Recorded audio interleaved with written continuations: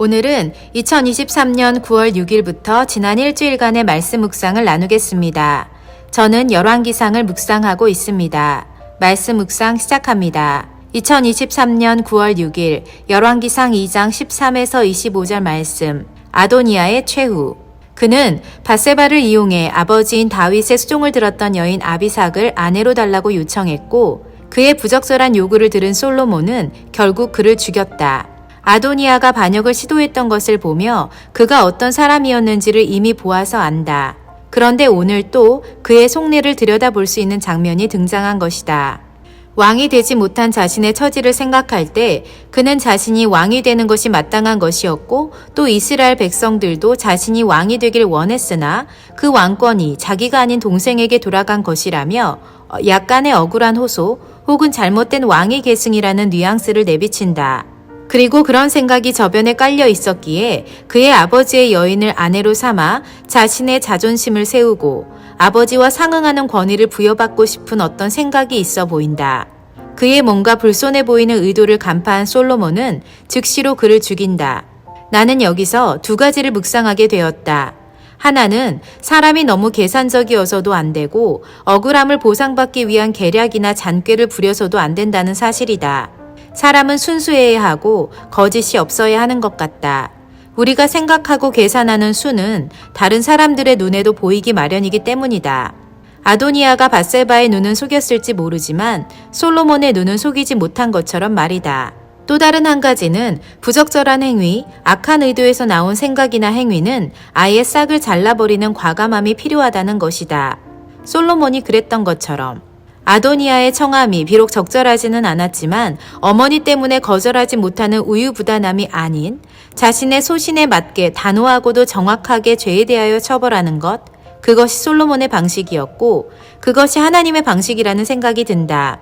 아주 사소한 실수와 죄를 허용하는 것은 큰 죄의 구덩이로 빠지는 길임을 명심하고 단호하고 정확하게 선과 악을 분별하여 악한 것을 근원부터 잘라내는 연습을 해야겠다. 2023년 9월 7일 열왕기상 2장 26에서 35절 말씀. 솔로몬이 왕이 되고 난 후 한 일들 중 비교적 빠른 시일에 처리한 일이 있는데, 그것은 왕권을 단단히 하는데 문제가 될 만한 사람들을 정리하는 것이었다. 물론 이유 없이 혹은 사사로운 감정 때문에 그런 것이 아니라 아버지 다윗 왕의 유언에 따라 적이라고 생각되는 사람들을 차근히 제거해 나간 것이다. 이런 일들은 비단 오늘 성경 본문에서뿐만 아니라 수없이 반복되는 왕권 교체가 있을 때마다 행해졌던 역사적인 사건들이었다. 실제로도 그렇고 영화나 드라마에서도 이런 이야기는 비일비재하다.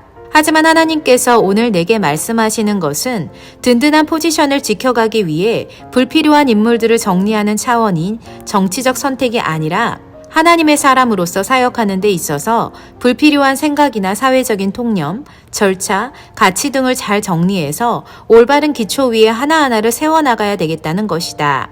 특히 루디아의 집 사역의 대표로서 이제부터 세워나가야 하는 단체의 질서와 과정과 절차들이 있다.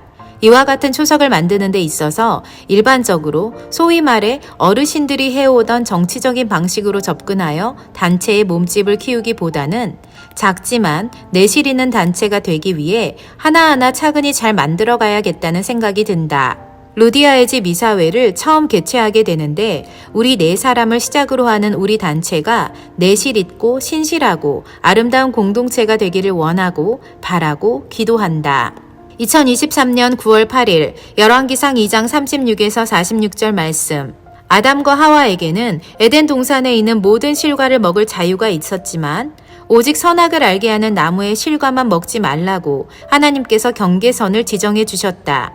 그리고 그 말씀대로만 순종하며 살았다면 그들의 인생에 문제가 없었겠지만 사단의 유혹에 넘어가 그 선을 넘어버렸기에 그들의 인생의 끝에 죽음이 찾아오게 되었다. 오늘 본문에서도 이와 비슷한 이야기가 나온다. 솔로몬은 시므이에게 예루살렘에 집을 짓고 거기서만 살고 어디든 나가지 말라고 한다. 나가서 기드론 시내를 건너는 날에는 반드시 죽을 것이라고 말이다. 시므이도 그러겠노라 말하며 자신의 목숨을 부지할 수 있었다.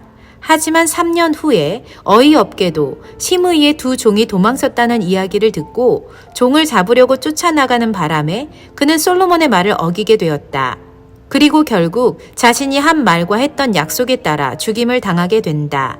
아담과 하와는 사단에게 대놓고 유혹을 받았다. 눈에 보이는 탐스러운 선악과를 보면서 말이다. 하지만 심의는 순간적인 유혹에 넘어가 죽임을 당하게 된다. 도망간 종을 쫓아가는 것이 자신의 목숨만큼 가치 있고 소중한 것은 아니었을 텐데 말이다. 우리가 항상 조심해야 하는 것은 바로 이와 같은 순간적인 유혹이다. 늘 깨어있지 않으면 또 방심하면 우리는 사단에게 먹이가 될 수 있음을 기억해야 하겠다. 순간을 조심하고 나의 순간 혹은 찰나까지도 하나님께서 다스려 주시기를 기도한다. 2023년 9월 9일 열왕기상 3장 1에서 15절 말씀. 솔로몬이 하나님의 이름을 위하여 성전을 건축하려고 했고 건축이 이미 완공되기 전에 산당에서 제사를 지냈었다.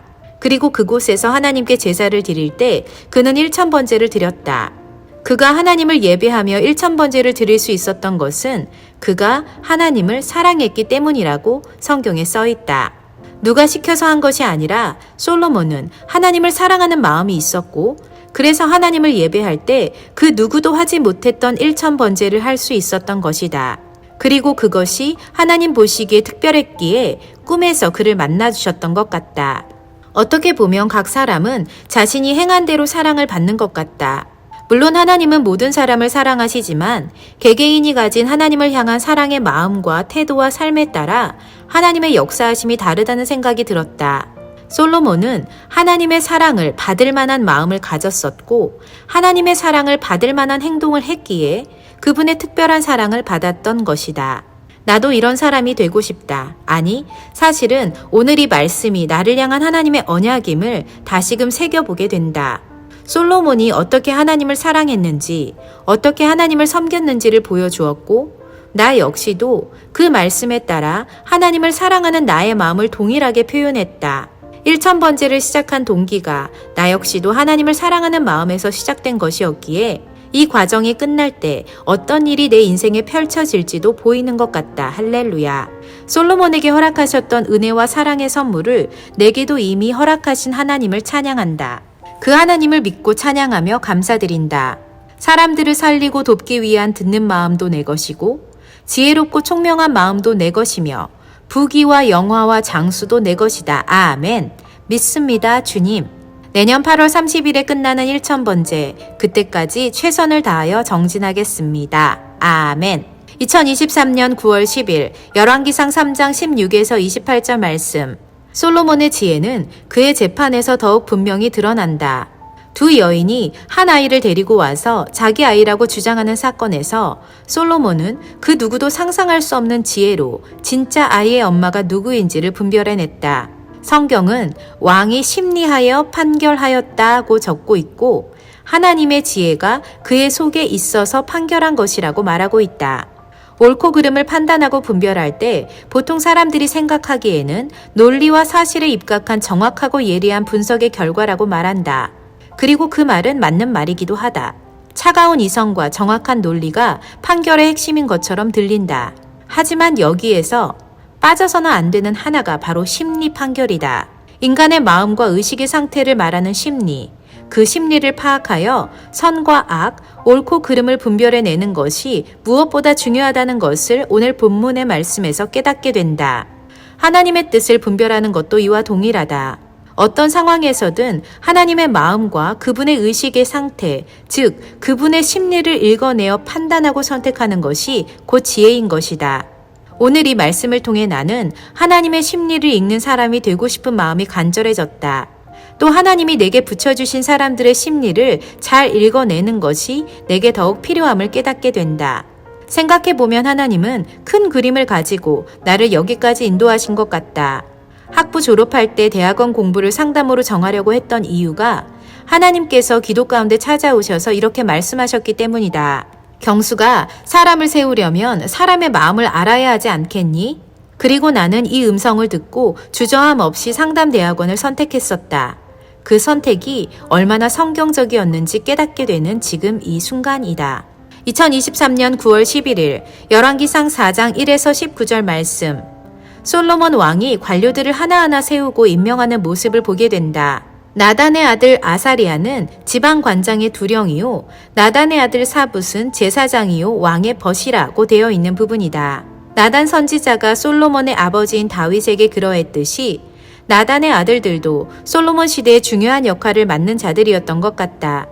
특별히 사붓은 제사장이면서 왕의 개인적인 고문 역할을 했던 것으로 보인다. 사실 왕을 곁에서 모시면서 바른 말을 하고 조언하며 충고한다는 것은 결코 쉬운 일이 아닐 텐데 솔로몬은 그의 퍼스널 어드바이저를 두고 있었다. 그만큼 그가 자신이 영적으로 건강해지기 위해 노력했던 것이 아니었을까 생각도 들었다. 우리 모든 영적 리더들에게도 퍼스널 어드바이저가 필요하다. 목회자에게도 선교사에게도 필요하다. 우리 모든 지도자들은 스스로에게 질문해 봐야 할 것이다. 우리에게는 영적 조언과 직언을 해줄 만한 개인 고문이 있는가? 없다면 진지하게 고민해 봐야 할 것 같다. 그리고 나와 남편이 누군가의 인생을 세우고 돕는 퍼스널 어드바이저, 개인 고문 역할을 할 수 있기를 간절히 바란다. 2023년 9월 12일 열왕기상 4장 20에서 34절 말씀. 솔로몬에 대해서 새삼 놀란 것은 그의 지혜뿐만 아니라 총명과 박학다식함에 있다. 그는 식물에 대해 짐승과 새와 기어다니는 것과 물고기에 대해 모르는 것이 없었다. 가히 세상의 모든 만물에 대한 이해와 지식이 있었다는 말인데 사실 상상이 안 갈 정도이다. 솔로몬을 만나서 그의 말을 들으면 어떤 느낌이 들까? 갑자기 궁금해졌다. 하지만 그 느낌이 어떤 것인지 어렴풋이 짐작할 수 있는 것은 목사님의 설교를 들을 때마다 성경 말씀을 해석하고 이해하기 위해 수없이 다양한 지식들을 하나로 연결시키는 것이 신기할 때가 많고 또 놀랄 때가 많다. 어떻게 이렇게 연결되지? 어쩜 이런 이해와 해석이 나오지? 나는 이것이 하나님께서 우리 목사님에게 주신 지혜와 총명이란 생각이 든다. 총명을 very great insight라고 표현한 것처럼 말씀을 들을 때 나도 이 말씀처럼 very great insight를 느끼기 때문이다. 솔로몬 시대에 많은 사람들이 솔로몬의 지혜를 들으러 왔다고 하는데 사람들이 우리 목사님을 통해 흘러나오는 하나님의 말씀을 들으러 왔으면 좋겠다. 특히 이번 주일 홈커밍 데이에는 더욱더 말이다.